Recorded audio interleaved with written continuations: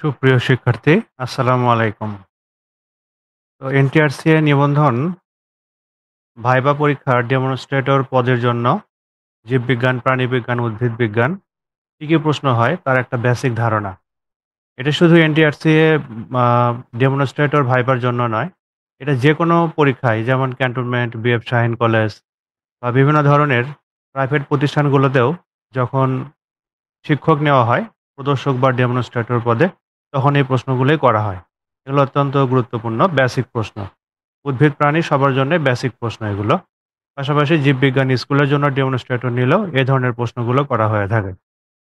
তো আমরা মনোযোগ সহকারে দেখি আমাদের কি, কি পরীক্ষায় আসার মতো। আমি একটা পিডিএফও দিয়ে রাখবো। তোমরা পিডিএফ সংগ্রহ করে নিও। তাহলেই হয়ে যাবে ইনশাআল্লাহ। তো শুরু করা যাক। তো ফার্স্ট আসি হলো আ অণুবীক্ষণ যন্ত্র। এটা সম্পর্কে প্রশ্ন করে। অণুবীক্ষণ যন্ত্রের প্রকারভেদ। অণুবীক্ষণ যন্ত্র নিয়ে প্রশ্ন করতে পারে। এটার প্রকারভেদ কত? তো সাধারণত ক্ষুদ্র বস্তুকে দেখার জন্য ব্যবহার করা হয় হলো অণুবীক্ষণ যন্ত্র। অণুবীক্ষণ যন্ত্র সচরাচর ২ ধরনের হয়। একটা হলো আলোক অণুবীক্ষণ যন্ত্র, আরেকটা হলো ইলেকট্রন অণুবীক্ষণ যন্ত্র। তো আলোক অণুবীক্ষণ যন্ত্র হলো আলোর সাহায্যে দেখা হয়। ২০০ ন্যানোমিটারের বেশি বড় যে সকল অবজেক্ট বা পদার্থ, বস্তু বা অঙ্গাণু, কোষ এগুলোকে দেখার জন্য আলোক অণুবীক্ষণ যন্ত্র ব্যবহার করা হয়। তো আলোক অণুবীক্ষণ যন্ত্র বা লাইট মাইক্রোস্কোপ এটা আবার ২ ধরনের। একটা হলো সরল অণুবীক্ষণ যন্ত্র বা সরল মাইক্রোস্কোপ। আরেকটা হলো কম্পাউন্ড বা যৌগিক মাইক্রোস্কোপ। তো আমরা সরল মাইক্রোস্কোপ দেখো, সরল মাইক্রোস্কোপ এটা। তো এটা সাধারণত ১০ গুণ পর্যন্ত বর্ধিত করা যায়। তবে অনেক ক্ষেত্রে ৩০০ গুণ পর্যন্ত আমরা বর্ধিত করতে পারি। এবার আসি যৌগিক অণুবীক্ষণ যন্ত্র বা যৌগিক মাইক্রোস্কোপ, কম্পাউন্ড মাইক্রোস্কোপ। এটাতে ১০০০ গুণ পর্যন্ত বর্ধিত করা যায়। তবে অনেক ক্ষেত্রে ২০০০ গুণ পর্যন্ত এটা আমরা বর্ধিত করতে পারি। এটা হলো বেশ জটিল, সরলের চাইতে একটু জটিল অণুবীক্ষণ যন্ত্র। এবার আসি ইলেকট্রন মাইক্রোস্কোপ বা ইলেকট্রন অণুবীক্ষণ যন্ত্র। ইলেকট্রনিক বললে কিন্তু ভুল হবে। ওকে? এটা ইলেকট্রন মাইক্রোস্কোপ। তো সাধারণত এখানে ইলেকট্রন প্রবাহের মাধ্যমে কোনো বস্তুকে দেখা হয়। তো ২০০ ন্যানোমিটারের নিচে ছোট কোনো বস্তু বা কোষ বা অঙ্গাণু দেখার জন্য এটা ব্যবহার করা হয়। এটাতে কিন্তু সাদা কালো ছবি দেখা যায়। 3D এবং 2D ছবিও তোলা সম্ভব এটার সাহায্যে। দূরবীক্ষণ যন্ত্রে যে লেন্স ব্যবহার করা হয় এটা ধরে সাধারণত। দূরবীক্ষণ যন্ত্রে কি লেন্স ব্যবহার করা হয়?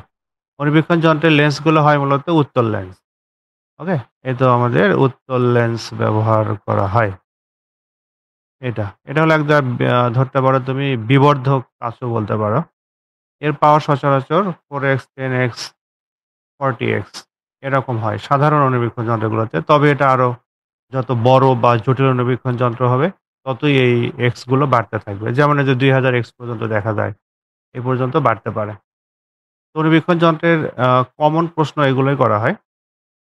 তারপরেও হলো তোমার প্রশ্ন করতে পারে যে অণুবীক্ষণ যন্ত্র যখন আমরা ব্যবহার করব, ব্যবহার করার সময় আমরা চোখ লাগাই যেখানে, সেটাকে সাধারণত বলা হয় হলো আইপিস। আর যে নলের মধ্যে দিয়ে আমরা দেখি চোখ লাগিয়ে, ওই নলকে বলা হয় হলো টানা নল। আর যার উপরে অণুবীক্ষণ যন্ত্র বসানো থাকে, একটা স্ট্যান্ড আরকি। সেই স্ট্যান্ডটাকে আমরা বলব হলো ভিত্তি বা পাদচাকতিও বলতে পারো। তারপরে ফ্রেম অ্যাডজাস্টমেন্ট নব থাকে। স্লাইড রেখে আমরা এগুলো দেখতে পাই। এবার আসি হলো ল্যাবরেটরিতে বা জীববিজ্ঞান ল্যাবে যেসব রঞ্জক পদার্থ ব্যবহার করা হয়। রঞ্জক পদার্থ কি, কি ব্যবহার করা হয়? রঞ্জক পদার্থের মধ্যে সবচেয়ে উল্লেখযোগ্য রঞ্জক পদার্থ হলো ১ম এ যার নাম করা হয় সেটা হলো তোমার ক্রিস্টাল ভায়োলেট। Crystal violet. কোষপ্রাচীর রং করার জন্য ক্রিস্টাল ভায়োলেট ব্যবহার করা হয়। তবে আমরা অনেকেই জানি গ্রাম পজিটিভ আর হলো গ্রাম নেগেটিভ ব্যাকটেরিয়ার কথা তোমরা জানো। তো গ্রাম পজিটিভ আর গ্রাম নেগেটিভ ব্যাকটেরিয়া তোমার হলো দেখার জন্য আমরা ব্যবহার করি হলো crystal violet. Gram positive, gram negative bacteria রঞ্জিত করার জন্য ক্রিস্টাল ভায়োলেট ব্যবহার করা হয়। বিশেষ করে ব্যাকটেরিয়ার কোষপ্রাচীর রং করতেই মূলত ক্রিস্টাল ভায়োলেট বেশি ব্যবহার করা হয়। তো ক্রিস্টাল ভায়োলেট আমরা পারব। এবার আসি হলো ইওসিনো ইওসিন। আচ্ছা, এটা একটু বানান ভুল হয়ে গেছে। ইওসিন। এটা কেটে দিচ্ছি আমি। আচ্ছা, ইওসিন। লাল বর্ণের রঞ্জক হলো ইওসিন রঞ্জক। এটা খুবই জনপ্রিয় এবং পরিচিত। সাইটোপ্লাজমের অঙ্গাণু ও টিস্যু রং করতে ব্যবহার করা হয় এটা। তাহলে সাইটোপ্লাজমের অঙ্গাণু বা সাইটোপ্লাজম রং করার জন্য ব্যবহার করা হয় হলো ইওসিন রঞ্জক। এটা ধরে, প্রায়ই ধরে। যে সাইটোপ্লাজম রং করতে কোনটা ব্যবহার করা হয় এবং নিউক্লিয়াস রং করতে কোন রঞ্জক ব্যবহার করা হয়।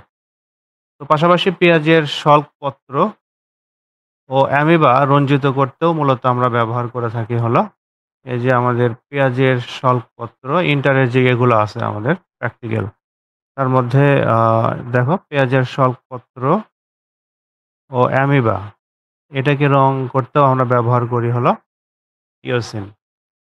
ইওসিন রং ব্যবহার করলে মূলত হলুদাভ লাল বর্ণ ধারণ করে, কড়া হলুদাভ লাল বর্ণ ধারণ করে। এবার আসে হলো হেমাটোজাইলিন, অনেকে আবার এটাকে বলে হলো হেমাটক্সিলিন। তো নিউক্লিয়াস রং করার জন্য ব্যবহার করা হয় হলো হেমাটোজাইলিন বা হেমাটক্সিলিন। এটা একদম কমন মনে রাখতে হবে যে ইওসিন দ্বারা সাইটোপ্লাজম রং করা হয় আর হেমাটোজাইলিন বা হেমাটক্সিলিন নিউক্লিয়াস রং করতে ব্যবহার করা হয়। এবার আসি তারপরটা স্যাফরানিন। তো স্যাফরানিন এটাও তোমরা অনেকে নাম শুনছো এই স্যাফরানিনের। এটাও বেশ বিখ্যাত একটা রঞ্জক। গ্রাম পজিটিভ ও গ্রাম নেগেটিভ ব্যাকটেরিয়া রং করতেও এটা ব্যবহার করা হয়। পাশাপাশি উদ্ভিদ টিস্যু রং করতেও ব্যবহার করা হয় হলো স্যাফরানিন। উদ্ভিদ টিস্যু রং করতে মানে ব্যাপক পরিমাণে প্রচুর ব্যবহার করা হয় স্যাফরানিন। এবার আসি হলো সাইটোপ্লাজমের অঙ্গাণু ও টিস্যু রং করতেও এটা ব্যবহার করা হয়। কোষের লিগনিন, সুবেরিন, কিউটিন ও কাইটিন যুক্ত অংশকে গাঢ় লাল রঙে রঞ্জিত করে স্যাফরানিন। তাহলে কোষের ভিতরে উদ্ভিদ কোষের যে তোমার হলো থাকে কোষ প্রাচীরে থাকে হলো তোমার এই যে লিগনিন, তারপর হলো সুবেরিন, কিউটিন, কাইটিন এই অংশগুলোকে রং করতে বেশি ইউজ করা হয় হলো স্যাফরানিন। তারপর আসে হলো অ্যাসিটোকার্মিন, পরের রঞ্জক পদার্থ যেটা অ্যাসিটোকার্মিন। তো এটা তৈরি করা হয় মূলত গ্লেসিয়াল অ্যাসিটিক অ্যাসিড, কার্মিন আর হলো ফেরিক ক্লোরাইড এই ৩ টা উপাদান দিয়ে। ক্রোমোজোম অধ্যয়নে এবং ক্রোমোজোম রঞ্জিতকরণে ব্যবহার করা হয় হলো অ্যাসিটোকার্মিন। এটা ভেরি ইম্পোর্টেন্ট। এটা কিন্তু ভুলে যাওয়া যাবে না, মনে রাখতে হবে।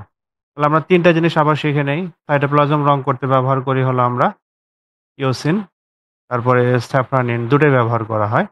হেমাটোজাইলিন বা হেমাটক্সিলিন ব্যবহার করা হয় পুরো নিউক্লিয়াস রং করতে। আর স্পেসিফিকলি অ্যাসিটোকার্মিন ব্যবহার করা হয় হলো ক্রোমোজোম রঞ্জক হিসেবে, অর্থাৎ ক্রোমোজোম রং করতে। এবার আসি হলো ফার্স্ট গ্রিন রঞ্জক কি? তো সাধারণত মাইটোকন্ড্রিয়া শনাক্তকরণে এই যে মাইটোকন্ড্রিয়া শনাক্তকরণে ব্যবহার করা হয় হলো ফার্স্ট গ্রিন। এবার আসি হলো আয়োডিন দ্রবণ। এটা কেন আমরা ব্যবহার করি? শৈবাল রঞ্জিত করতে দেখো আয়োডিন দ্রবণ, পটাশিয়াম আয়োডাইড ব্যবহার করা হয়। শৈবাল রঞ্জিত করতে ব্যবহার করা হয় হলো এটা। ওকে? তাহলে আমরা শৈবাল রঞ্জিত করতে ব্যবহার করব হলো কি ফার্স্ট আয়োডিন দ্রবণ। পাশাপাশি তোমার হলো কোষের ভিতরে তোমার শ্বেতসার বা স্টার্চ আছে কিনা এটাও আমরা আয়োডিন দিয়ে বুঝতে পারি। আয়োডিন দিলে কিছুটা নীল বর্ণ ধারণ করে শ্বেতসার বা স্টার্চ। এবার আসি রাসায়নিক উপাদান কি ব্যবহার করা হয় ল্যাবরেটরিতে। তো এটার পূর্ণরূপ ধরে FAA বা ফরমালিন অ্যাসিটো অ্যালকোহল। শৈবাল ও ছত্রাক ছাড়া অন্যান্য সব উদ্ভিদই এই দ্রবণে সংরক্ষণ করা যায়। তাহলে শৈবাল ও ছত্রাক বাদে অন্যান্য সকল উদ্ভিদ দেহকেই বা উদ্ভিদ টিস্যুকে সংরক্ষণ করা যায় ফরমালিন অ্যাসিটো অ্যালকোহলে। এবার আসি ফরমালিন। সাধারণত 40% ফর্মালডিহাইডের জলীয় দ্রবণকে আমরা বলবো হলো ফরমালিন। তাহলে ফরমালিন হলো কি? 40% জলীয় দ্রবণ ফর্মালডিহাইডের। এটাকে বলা হয় ফরমালিন। প্রাণীদেহ সংরক্ষণ করতে বড় প্রাণীদেহগুলোকে সংরক্ষণ করার জন্য আমরা এটা ব্যবহার করি। আমরা ল্যাবেও কিন্তু এটা দেখেছি অনেক। এটা ব্যবহার দেখেছি আমরা। এবার আসি হলো অ্যালকোহল। অ্যালকোহল টিস্যু থেকে পানি অপসারণ করতে অ্যালকোহল ব্যবহার করা হয়। অর্থাৎ কোনো টিস্যুকে যদি আমরা শুষ্ক করতে চাই, রোদে না শুকিয়ে ভেজা থাকবে বাট টিস্যুর ভেতরে পানি থাকবে না। টিস্যু দেখে মনে হবে জ্যান্তই আছে এখনো। কিন্তু টিস্যুর ভিতরে পানি থাকবে না। তখন কি করতে হয়? অ্যালকোহলে ডুবিয়ে রাখলে অ্যালকোহল কি করে? টিস্যুর ভিতরে ঢোকে এবং পানিগুলোকে অপসারণ করে দেয়, স্থান দখল করে নেয়। আর কোনো ল্যাবরেটরি যন্ত্রকে জীবাণুমুক্ত করতে, টিস্যু কালচারের সময় টিস্যুকে জীবাণুমুক্ত করতে অ্যালকোহল ব্যবহার করা হয়। আবার কোনো টিস্যুকে যদি জাইলিনে ডুবানো হয়, সেই টিস্যু থেকে জাইলিন দূর করতেও অ্যালকোহল ব্যবহার করা হয়। তো এবার আসি হলো আ জাইলিন। জাইলিন কি করতে ব্যবহার করা হয়? এই তো জাইলিন। তো একটু আগে আমরা শুনলাম অ্যালকোহল দিয়ে আমরা কি করতে পারি? টিস্যু থেকে পানি অপসারণ করতে পারি। ঠিক একই রকম জাইলিন দিয়েও কি করা যায়? টিস্যু থেকে পানি অপসারণ করা যায়। এবার আসি হলো প্রোটোজোয়ান প্রাণী সংরক্ষণ করতেও ঠিক আছে? আমরা অ্যালকোহল ব্যবহার করতে পারি। এবার আসি হলো গ্লিসারিন। তো গ্লিসারিন আমরা কখন ব্যবহার করব? গ্লিসারিন অস্থায়ী স্লাইড যখন আমরা তৈরি করব গ্লিসারিন। তাহলে গ্লিসারিন যখন অস্থায়ী স্লাইড তৈরি করার পর প্রদর্শন করা হয় তখন ব্যবহার করা হয় হলো গ্লিসারিন। স্লাইডে গ্লিসারিন দিয়ে রাখা হয় আরকি। তারপর আসি হলো ল্যাক্টোফেনল। ল্যাক্টোফেনল কেন এটা ব্যবহার করব? তো পুরো নাম হলো ল্যাক্টোফেনল কটন ব্লু। ছত্রাক মাউন্টিং করার জন্য ব্যবহার করা হয় হলো ল্যাক্টোফেনল। ক্লোরোফর্ম, ক্লোরোফর্ম আমরা সবাই জানি ক্লোরোফর্ম অজ্ঞান করতে ব্যবহার করা হয়। কোনো জ্যান্ত প্রাণীকে যখন আমরা করব আ ব্যবচ্ছেদ করতে যাব সেক্ষেত্রে প্রাণীর যাতে কষ্ট না হয় এ কারণে আমরা কি করব? এটা ব্যবহার করব। তো এবার আসি হলো ল্যাবরেটরিতে যন্ত্রপাতি কি ব্যবহার করা হয়? তো সাধারণত ল্যাবরেটরিতে যে যন্ত্রগুলো ব্যবহার করা হয় সেগুলোর মধ্যে উল্লেখযোগ্য হলো তোমার সেন্ট্রিফিউগাল যন্ত্র। কোনো তরল দ্রবণের বিভিন্ন উপাদানগুলোকে পৃথক করার জন্য সেন্ট্রিফিউগাল যন্ত্র ব্যবহার করা হয়। কিভাবে? দেখো সেন্ট্রিফিউগাল যন্ত্র মানে হলো এমন একটা যন্ত্র যেটা তোমার হলো শুধু ঘোরে। এটা মিনিটে ৩,০০০ বার পর্যন্ত ঘোরাতে পারে। যেমন রক্ত যদি আমরা বিভিন্ন উপাদানকে মানে আলাদা করতে চাই, সেক্ষেত্রে সেন্ট্রিফিউগাল যন্ত্র দিয়ে প্রতি মিনিটে ৩০ বার ঘোরে। এমন এমন করে প্রতি মিনিটে ৩,০০০ বার ঘোরে। এমন করে যদি ৩০ বার ঘোরাও টেস্ট টিউবে রক্ত নিয়ে, তাহলে রক্তের উপাদান আলাদা হয়ে যায়। রক্তরস এবং রক্তকণিকাগুলো আলাদা হয়ে যায়। তাহলে সেন্ট্রিফিউগাল যন্ত্রের কাজ হলো কোন জলীয় দ্রবণের বিভিন্ন উপাদানগুলোকে আলাদা করা, পৃথক করে ফেলা। এবার আসি হলো হিমোসাইটোমিটার। হিমোসাইটোমিটার বলতে আমরা কি বোঝাচ্ছি? হিমোসাইটোমিটার। তো সাধারণত রক্তকণিকা গোনার জন্য অর্থাৎ রক্তকণিকা ধরো ১ ঘন মিলি রক্তে কয়টা লোহিত কণিকা আছে? এটা আমি গুনবো কিভাবে? এটা গোনার জন্য ব্যবহার করা হয় হিমোসাইটোমিটার। তেমনি শ্বেত রক্তকণিকা, অনুচক্রিকা এগুলো গোনার জন্য ব্যবহার করা হয় হিমোসাইটোমিটার। এবার আসি হলো মাইক্রোমিটার, মাইক্রোমিটার। তো টিস্যুকে ভেতর রেখে দেওয়া হয়। ১ম এ টিস্যুকে মোমের ট্রের ভেতরে টিস্যু রাখা হয়। 3rd ইয়ার অনার্স 3rd ইয়ারে তোমরা জুলজিতে পড়েছো। কোন টিস্যুকে মোমের ভিতরে রেখে মমসহ তাপ দিলে টিস্যু আর মম একসাথে জমে সুন্দর ব্লক তৈরি হয়। নৌকার মতো ব্লক তৈরি করা হয়। এবার সেই মমকে মাইক্রোমিটার যন্ত্রের নিচে রেখে মাইক্রোমিটার পরিমাপে কাটা হয়।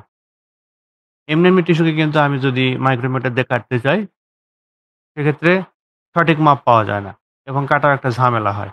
এখান থেকে বাঁচার জন্য ব্যবহার করা হয় হলো মাইক্রোমিটার। এটা বেশ ভালো এবং হ্যান্ডি একটা জিনিস। এবার আসি হলো স্ফিগমোম্যানোমিটার। তোমরা সবাই জানো এটা স্ফিগমোম্যানোমিটার। রক্তচাপ মাপা হয়। প্রেশার যারা মাপতো তারা জানো। এবার হলো ক্যামেরা লুসিডা। ধরো কোনো একটা ছোট্ট ক্ষুদ্র একটা অণুজীব, সেটাকে তুমি ছবি আঁকাবা। তো আমি ইয়েতে দেখতেছি বারবার মাইক্রোস্কোপে। বাট মাইক্রোস্কোপে দেখার পর দেখা গেল কি আমি ওটা ভুলে যাচ্ছি বারবার। এটা একটা ঝামেলা। এজন্য কি করা হয়? ক্যামেরা লুসিডা দিয়ে ওই ক্ষুদ্র প্রাণীটির ছবি কাগজের উপর ফেলানো হয়। মানে কাগজের উপর সুন্দর একটা ছবি পড়বে। তুমি সেই ছবির উপরে আঁকাবা। সুন্দর একটা চিত্র অঙ্কন করা যায়। এটাকেই বলা হয় হলো ক্যামেরা লুসিডা।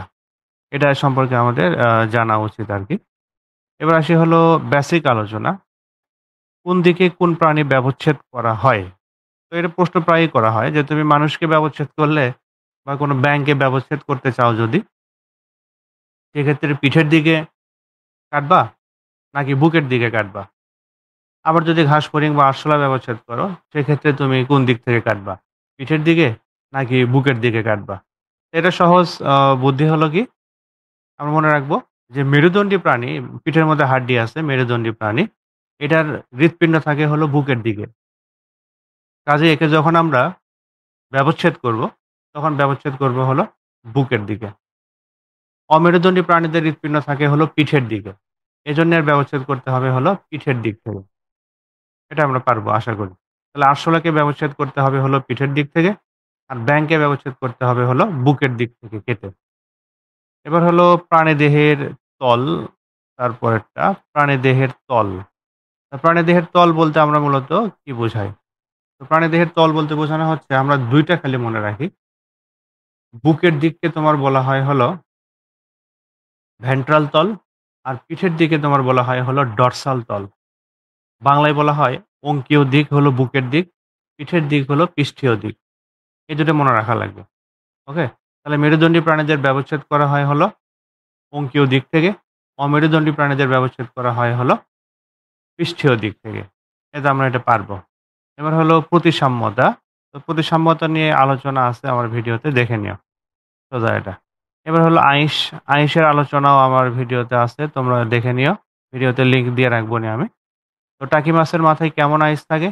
এটা প্রশ্ন করে। টাকি মাছের মাথায় আছে হলো টিনয়েড আইস, আর দেহে থাকে হলো সাইক্লয়েড আইস। তাহলে টাকি মাছের মাথায় থাকে টিনয়েড আইস, আর দেহে থাকে হলো সাইক্লয়েড আইস। এরা আবার ব্যতিক্রম। এবার পুচ্ছ পাখনা, পুচ্ছ পাখনা নিয়ে বিস্তর আলোচনার ভিডিও আছে। আমি লিঙ্ক দিয়ে দেব। মাছের বেসিক আলোচনা, উৎপত্তি এগুলো আলোচনা করা আছে। ভিডিও দিয়ে দেব আমি, দেখে নিবা। এগুলো অবশ্যই দেখতে হবে। এবার আসি উদ্ভিদ বিজ্ঞান যারা পড়েছো তাদের জন্য বেসিক যে প্রশ্ন, কোষ থেকে প্রশ্ন করা হয়। উচ্চ শ্রেণীর উদ্ভিদ কোষ ও নিম্ন শ্রেণীর প্রাণী কোষে সেন্ট্রিওল নাই। উচ্চ শ্রেণীর প্রাণী কোষ ও নিম্ন শ্রেণীর উদ্ভিদ কোষে সেন্ট্রিওল আছে। এটা তোমাকে জানতে হবে। কিভাবে তুমি উদ্ভিদ প্রাণী কোষ আলাদা করবা। আবার পাশাপাশি উদ্ভিদ কোষে তোমার হলো কোষ প্রাচীর থাকে, কিন্তু প্রাণী কোষে কোষ প্রাচীর থাকে না। পাশাপাশি হলো উদ্ভিদ কোষে প্লাস্টিড থাকে, বাট প্রাণী কোষে কোনো প্লাস্টিড নাই। এটাও আমরা বলতে পারবো। এটা দেখে আমরা বুঝতে পারি যে আসলে উদ্ভিদ এবং প্রাণী কোষের মধ্যে পার্থক্যটা কোথায়। এবার হলো মাইটোসিস কোষ বিভাজন। এখান থেকে প্রশ্ন করা হয়। তো মাইটোসিস কোষ বিভাজনে বেসিক যেটা মনে রাখতে হবে, কোষচক্র আছে। কোষচক্রের একটা ধাপ হলো তোমার ইন্টারফেজ, আরেকটা ধাপ হলো মাইটোসিস। তো মাইটোসিস বিভাজনে নিউক্লিয়াস এবং ক্রোমোসোম দুটোই একবার করে বিভাজিত হয়। আর মিয়োসিস কোষ বিভাজনে নিউক্লিয়াস বিভাজিত হয় হলো ২ বার, আর ক্রোমোসোম বিভাজিত হয় হলো ১ বার। এটা একটা বেসিক পার্থক্য। তোমরা দুটোর মধ্যে পার্থক্য পড়ে নিবা। তাহলে সহজ হবে। আর মাইটোসিস কোষ বিভাজনে ক্যারিওকাইনেসিস হয় আর সাইটোকাইনেসিস হয়। ক্যারিওকাইনেসিস হলো নিউক্লিয়াসের বিভাজন, আর সাইটোকাইনেসিস হলো সাইটোপ্লাজমের বিভাজন। তোমরা এটা জানো। আর মাইটোসিস বিভাজন শেষে যখন সাইটোকাইনেসিস হয়, তখন কোষ প্লেট তৈরি হয় উদ্ভিদ কোষে। কোষ প্লেটের ২ পাশে সাইটোপ্লাজম বিভক্ত হয়। কিন্তু প্রাণী কোষের ক্ষেত্রে কিন্তু কোষ প্লেট তৈরি হয় না। প্রাণী কোষের ক্ষেত্রে প্লাজমা মেমব্রেন বা কোষঝিল্লি ভাঁজ খেয়ে ভিতরে প্রবেশ করে ইনভ্যাজিনেশন প্রক্রিয়ায়। অনেকে একে ফারোয়িং ও বলে থাকে। এই প্রক্রিয়ায় এটা তোমার ২ ভাগে ভাগ হয়ে যায় প্রাণী কোষ। এবার আসি হলো মাইটোসিসের বিভিন্ন ধাপের কিছু বিশেষ বর্ণনা। ক্রোমোসোম সবচেয়ে খাটো ও মোটা হয় মাইটোসিস কোষ বিভাজনের মেটাফেজ ধাপে। সবচেয়ে খাটো ও মোটা হয়। ক্রোমোজোম নৃত্য দেখা যায় হলো প্রোমেটাফেজ ধাপে। স্পিন্ডল যন্ত্র সৃষ্টি হয় প্রোমেটাফেজ ধাপে। আর প্রাণী কোষের ক্ষেত্রে স্পিন্ডল যন্ত্রের ২ মেরু থেকে অ্যাস্টার রে বিকরিত হয়। আর সেন্ট্রিওল থাকে, তাই এই ২ টা প্রান্ত থেকে এস্টার রে বিকরিত হয়। মূলত সেন্ট্রিওলই এর রশ্মিগুলো বিকিরিত করে। ক্রোমোসোম বিষুবীয় অঞ্চলে জড়ো হয় মেটাফেজ ধাপে। অ্যানাফেজ ধাপে ক্রোমোসোম মেরুর দিকে ধাবিত হয়। ভি হলো তোমার মেটাসেন্ট্রিক ক্রোমোজোমের আকৃতি। সাবমেটাসেন্ট্রিক ক্রোমোজোমের আকৃতি হলো এল। আর জে হলো অ্যাক্রোসেন্ট্রিক ক্রোমোসোমের আকৃতি। আই হলো টেলোসেন্ট্রিক ক্রোমোসোমের আকৃতি। তো এই যে আকৃতিগুলো ধরে, যখন তোমার ক্রোমোসোমগুলো ২ মেরুতে পার হয়ে চলে যায় স্পিন্ডল যন্ত্রে, তখন স্পিন্ডল যন্ত্র ভেঙে যাওয়া শুরু করে এবং অ্যানাফেজ ধাপের সমাপ্তি ঘটে। আর টেলোফেজ ধাপ হলো উম প্রোফেজ ধাপের উল্টা। অর্থাৎ প্রোফেজ ধাপে যা হচ্ছে তার উল্টা দিকে যাবে হলো তোমার অ্যানাফেজ ধাপ। এবার আসি হলো তারপরেরটা, দইয়ে কোন ধরনের ব্যাকটেরিয়া থাকে? দইয়ের ভিতরে কোন ধরনের ব্যাকটেরিয়া থাকে? তো সাধারণত দইয়ের ভিতরে ২ ধরনের ব্যাকটেরিয়া পাওয়া যায়। দণ্ডাকার ব্যাকটেরিয়া হলো ব্যাসিলাস মানে দণ্ডাকার। এখান থেকে আসছে হলো ল্যাক্টোব্যাসিলাস ল্যাকটিস। এই ব্যাকটেরিয়া থাকে। আরেকটা তোমার হলো গোলাকার ব্যাকটেরিয়া, আ যার নাম হলো তোমার স্ট্রেপ্টোকক্কাস। কক্কাস মানেই হলো গোল ব্যাকটেরিয়া। স্ট্রেপ্টোকক্কাস ল্যাকটিস এই ব্যাকটেরিয়া। ২ টা ব্যাকটেরিয়া দইয়ের ভিতরে পাওয়া যায়। এরা ২ জনই হলো সেই কালপ্রিট যারা দুধকে দইয়ে পরিণত করে। এবার আসি অণুবীক্ষণ যন্ত্রের নিচে স্লাইড পর্যবেক্ষণ করলে গোলাকার চেইনের মতো যে ব্যাকটেরিয়া পাওয়া যায় সেটাকে আমরা বলছি হলো স্ট্রেপ্টোকক্কাস। এটা হয়ে গেল। এবার তোমার হলো শৈবাল ইউলোথ্রিক্স এর বৈশিষ্ট্য পড়তে হবে। এটা তোমরা পড়ে নিবা। উদ্ভিদ বিজ্ঞান বইয়ে দেওয়া আছে। তারপর আসি হলো মালভেসি গোত্রের বৈশিষ্ট্য। মালভেসি গোত্রের বৈশিষ্ট্য। তো এই গোত্রের বৈশিষ্ট্য যখন আসবে তখন তোমাকে সবচেয়ে বেশি মনোযোগ দিতে হবে শনাক্তকারী যে বৈশিষ্ট্যগুলো আছে। তার মধ্যে হলো তোমার অমরা বিন্যাস হলো অক্ষীয়। এটা যেন বাদ না যায়। অমরা বিন্যাস হলো অক্ষীয়, এটা বাদ দেওয়া যাবে না। এটা অবশ্যই বলতে হবে। এটা মনে রাখবা। ওকে? আর পরেরটা আসি হলো এদের দললগ্ন পুংকেশর থাকতে পারে। দললগ্ন পুংকেশর থাকতে পারে। আর এদের গর্ভাশয় হলো তোমার অধিগর্ভ। গর্ভাশয় হলো অধিগর্ভ। ওকে? আচ্ছা। আর পরাগরেণু হলো বড় ও কণ্টকিত। এটা মনে রাখা লাগবে। পরাগরেণু বড় ও কণ্টকিত। তারপরে পরাগধানী হলো তোমার বৃক্কাকার। পরাগধানী বৃক্কাকার। এই কয়টা যেন বাদ না যায় কোনোভাবে। আর পাতার মধ্যে একটা আছে হলো তোমার পাতাগুলো মূলত হলো পিচ্ছিল। পাতাগুলোকে যদি আমরা আ ইয়ে করে ফেলি কাণ্ড বা পাতা চাপ দেই এরকম করে, তখন দেখবা সেখান থেকে পিচ্ছিল একটা রস বের হয়ে আসে। এটা আমাদের মনে রাখা লাগবে। তো পরেরটায় আসি। মালভেসি গোত্রের পুষ্প সংকেত ধরতে পারে। তো এই বৈশিষ্ট্যগুলো পড়লে পুষ্প সংকেত তুমি এমনি পারবে। আশা করা যায়। এবার আসি হলো একবীজপত্রী উদ্ভিদের মূলের বৈশিষ্ট্য। এগুলো দেখে নিবা। এখান থেকে সবচেয়ে ইম্পোর্টেন্ট হলো ভাস্কুলার বান্ডল। একবীজপত্রী মূলে ৭ টা জাইলেম ও ফ্লোয়েম গুচ্ছাকারে অরীয়ভাবে থাকে। মূলের ভাস্কুলার বান্ডল মূলত অরীয়। আর জাইলেম হলো একজার্ক। একজার্ক অর্থাৎ মেটাজাইলেম থাকে হলো তোমার কেন্দ্রের দিকে। আর প্রোটোজাইলেম থাকে হলো পরিধির দিকে। ওকে? তাহলে মেটাজাইলাম থাকে কেন্দ্রের দিকে, প্রোটোজাইলাম থাকে হলো পরিধির দিকে। তো মূলের বৃদ্ধি একজার্কি হয়, কাণ্ডের বৃদ্ধি হয় হলো অ্যান্ডার্ক। তাহলে কাণ্ডে হবে প্রোটোজাইলাম কেন্দ্রের দিকে, মেটাজাইলাম হলো পরিধির দিকে। এটা একটু মনে রাখো। তারপর আসি হলো আমাদের একবীজপত্রী উদ্ভিদের কাণ্ডের বৈশিষ্ট্য। তো কাণ্ডের বৈশিষ্ট্যের মধ্যে আবারও ইম্পোর্টেন্ট ব্যাপার সেটা হলো ভাস্কুলার বান্ডল। ভাস্কুলার বান্ডল মনে রাখা লাগবে। আর এটার জাইলাম হলো কেমন? জাইলামের ভেসেলগুলো ওয়াই এর মতো বিন্যস্ত। এটা মনে রাখা লাগবে। আর ফ্লোয়েম থাকে হলো ওয়াই এর ২ বাহুর মাঝখানে। এই ২ টা খুবই ইম্পোর্টেন্ট। ওকে? এবার দ্বিবীজপত্রী উদ্ভিদের মূলের বৈশিষ্ট্য। এখানে তোমার সাধারণত মনে রাখা লাগবে জাইলেম গুচ্ছ থাকে হলো ৪ টি জাইলেম গুচ্ছ থাকে, আবার ৪ টি ফ্লোয়েম গুচ্ছ থাকে। তো মনে রাখো একবীজপত্রীর মূলে জাইলেম আর ফ্লোয়েমের সংখ্যা হলো ৪ এর অধিক। আর দ্বিবীজপত্রীর মূলে জাইলেম আর ফ্লোয়েমের সংখ্যা হলো আ ৪ অথবা ৪ এর কম। এটা একটু মনে রাখা লাগবে আরকি। তারপর দ্বিবীজপত্রী উদ্ভিদের কাণ্ডের অন্তর্গঠন। কাণ্ডের কি অন্তর্গঠন আছে এগুলো তোমার প্র্যাকটিস করতে হবে। ভালোভাবে প্র্যাকটিস করো। তো এবার আসি পাতার গঠন কিন্তু দেখে যাবে অবশ্যই। পাতার গঠন, এই তো পাতার গঠন। পাতার গঠনের সবচেয়ে ইম্পোর্টেন্ট যে বিষয় ধরা হয় যে সমাঙ্কপিষ্ট পাতা আর বিষমপিষ্ট পাতা কি? তো যে পাতার উভয় পাশেই প্রায় সমান সংখ্যক পত্ররন্ধ্র থাকে তারা হলো সমাঙ্কপিষ্ট পাতা। যেমন একবীজপত্রী উদ্ভিদের পাতা। আর যে পাতার ২ পাশেই সমান সংখ্যক পত্ররন্ধ্র থাকে না। অনেক সময় উপরের পৃষ্ঠে নাও থাকতে পারে পত্ররন্ধ্র। এটাকে আমরা বলি হলো তোমার বিষমপিষ্ট পাতা। যেমন দেখো কাঁঠাল পাতার এক পাশে খসখসে আর এক পাশে তেলতেলে। এটা হলো বিষমপিষ্ট পাতা। কিন্তু যদি ধান পাতার কথা বলো ২ পাশেই সমান ধরনের গঠন দেখা যায়। তাহলে ধান পাতা হলো তোমার সমাঙ্গবিষ্ট পাতা বা সমদ্বিপিষ্ট পাতাও বলা হয়। এবার আসি হলো একবীজপত্রী পাতা মূলত গাছের কাণ্ডের সাথে ৪৫ ডিগ্রি কোণে থাকে। আর দ্বিবীজপত্রী পাতা গাছের কাণ্ডের সাথে তোমার আ ৯০ ডিগ্রি কোণে থাকে। পাশাপাশি একবীজপত্রী পাতা হলো সমান্তরাল শিরাবিন্যাস থাকে। দ্বিবীজপত্রী পাতায় থাকে হলো জালিকাকার শিরাবিন্যাস। তো এগুলোই মূলত ধরে আরকি। তারপরে তোমার যৌগিক পত্র কি, সরল পত্র কি, ওকে? অচূর পক্ষল পত্র কি, সচূর পক্ষল পত্র কি? এগুলো তোমাকে ধরতে পারে। তো এগুলো আলোচনা করতে গেলে অনেক সময় লাগবে। তোমরা এগুলো পড়ে নিবে। আমি হিন্টস দিয়ে রাখতেছি। তারপরে শ্বসন অধ্যায়। খুব ভালো করে শ্বসন পাঠটা পড়তে হবে। অবাধ শ্বসন, সবাত শ্বসন। সবাত শ্বসনের ৪ টা ধাপ। যেমন হলো গ্লাইকোলাইসিস, অ্যাসিটাইল CoA সৃষ্টি। তারপরে হলো তোমার ক্রেবস চক্র। তারপরে হলো তোমার ETS। এখন ETC হয়ে গেছে, ইলেকট্রন ট্রান্সপোর্ট চেইন। তো সবচেয়ে শক্তি বেশি উৎপন্ন হয় হলো সবাত শ্বসনের ক্রেবস চক্রে। প্রায় ২৪ টা এটিপির মতো তৈরি হয়। আর গ্লাইকোলাইসিস তোমার তৈরি হয় হলো বর্তমান হিসেবে ৬ টা, আগের হিসেবে হলো ৮ টা। অ্যাসিটাইল CoA তে উৎপন্ন হয় হলো ৬ টা। মোট ৩৮ টি। আর নতুন হিসাব অনুযায়ী হলো ৩৬ টি এটিপি তৈরি হয় ১ অণু গ্লুকোজ। আর ১ অণু গ্লুকোজ থেকে পাইরুভিক অ্যাসিড তৈরি হয় হলো ২ অণু। ওকে।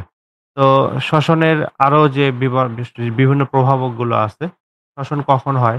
সাধারণত শ্বসন রাত-দিন ২৪ ঘন্টাই চলতে থাকে। কিন্তু সালোকসংশ্লেষণ শুধু আলো থাকলে চলতে থাকে। আর শ্বসন হলো একটা অপচিতিমূলক বিক্রিয়া। কেন অপচিতিমূলক বিক্রিয়া বললাম? কারণ শ্বসন হলে উদ্ভিদের দেহে যে খাবারগুলো ছিল, সেগুলো তোমার নষ্ট নষ্ট বললে আরকি পুড়ে যায় খাবারগুলো। খাবার ভেঙে, ভেঙে উৎপন্ন হয় হলো তোমার শক্তি। তো শক্তি তো আর তুমি মাপতে পারবা না দাঁড়িপাল্লা দিয়ে। যেহেতু এর ওজন কমে গাছের শ্বসনের ফলে, এজন্য শ্বসনকে বলা হয় হলো তোমার অপচিতিমূলক বিক্রিয়া। আর সালোকসংশ্লেষণে খাবার তৈরি হয়। এজন্যে সালোকসংশ্লেষণকে বলা হয় হলো উপচিতিমূলক বিক্রিয়া। গাছের ওজন বাড়ে উপচিতিমূলক বিক্রিয়া।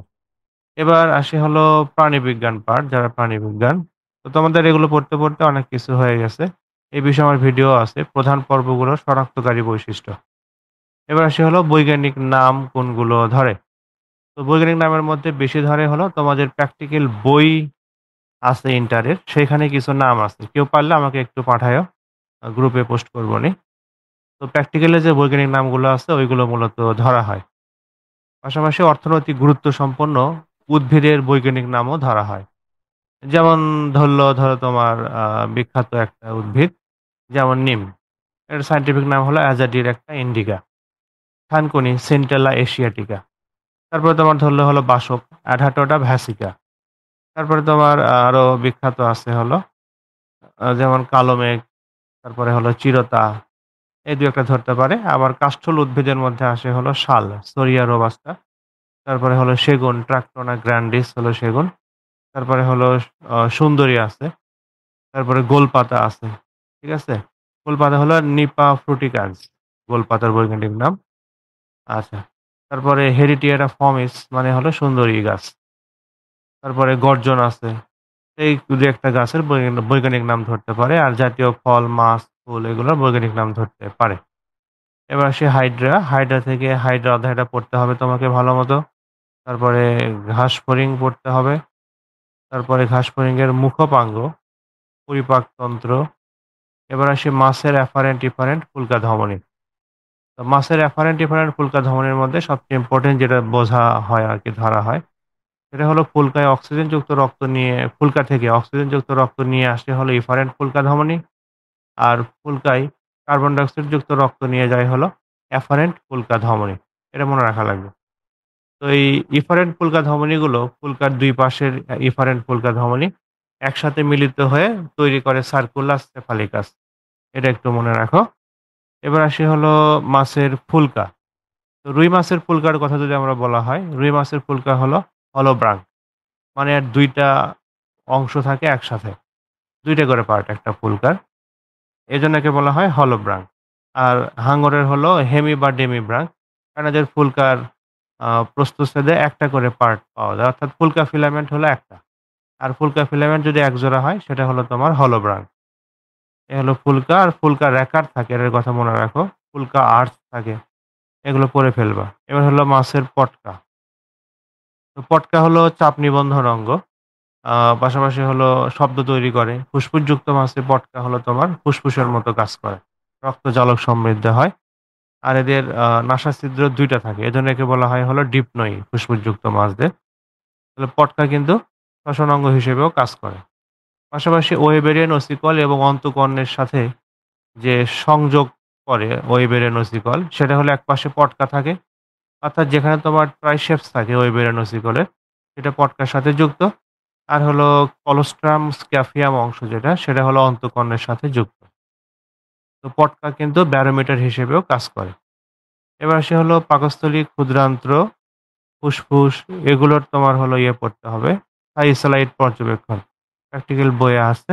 সেখান থেকে তোমরা পড়ে নিতে পারবা। অথবা তুমি অনলাইন থেকে করতে পারো। প্র্যাকটিক্যাল বই ডাউনলোড করতে পারো ইন্টারমিডিয়েট। তারপর আসি হলো কঙ্কালতন্ত্র, হাড়-হাড্ডিগুলো শনাক্তকারী বৈশিষ্ট্য হাড়গুলোর। এটা খুব ভালো করে প্র্যাকটিস করতে হবে। এখান থেকে প্রশ্ন ধরবে। এবার আসি হলো পেশি। পেশি সম্পর্কে তোমার যে প্রশ্নগুলো সবচেয়ে কমন সেটা হলো ৩ প্রকার পেশির মধ্যে পার্থক্য লেখো। তো এগুলো পড়ে ফেলবা। এগুলো ডিটেইলস আলোচনা করতে গেলে ২-৩ দিন লেগে যাবে। সো আমি অত ডিটেইলস আলোচনা করতে পারলাম না। আমি জাস্ট কি ধরনের প্রশ্ন হয় এগুলো নিয়ে আলোচনা করলাম। তো প্র্যাকটিস করো আর লিঙ্ক গুলো দেওয়া থাকবে ভিডিওর। সেই ভিডিওগুলো তোমরা দেখবা। তাহলে মোটামুটি ভালো বেসিক তৈরি হবে। আশা করা যায়। তো আজকে এ পর্যন্তই। সবাইকে ধন্যবাদ। Bye, by.